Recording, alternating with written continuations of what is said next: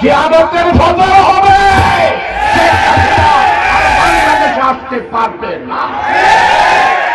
কিয়ামতের ফরজ হলেও শেখ হাসিনা দেশে আসতে পারবে না বলে মন্তব্য করেছেন চট্টগ্রাম মহানগর জামায়াতে ইসলামের আমির ও সাবেক এমপি শাহজাহান চৌধুরী।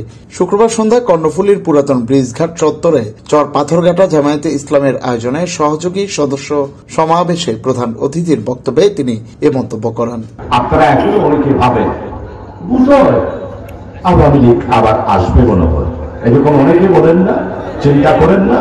ভাড়া ভাড়া শুন আছে সাত দুয়ানো তাপ্পাল টেহা খাই হারা দিবে আবার আইবে, ধরা দিবে আবার কিয়ামতের ফজর হবে, শেখ হাসিনা আর বাংলাদেশে আসতে পারবে না। চর পাথরঘাটা জামায়াতে ইসলামের সভাপতি মোহাম্মদ মুসা মেম্বারের সভাপতিত্বে এতে প্রধান বক্তা ছিলেন দক্ষিণ জেলা জামায়াতে ইসলামের আমির আনোয়ারুল ইসলাম চৌধুরী। আওয়ামী লীগ যখন ক্ষমতায় ছিল এদেশের মানুষকে অনেক কিছু দেওয়ার কথা বলে কিছুই দিতে পারে নাই।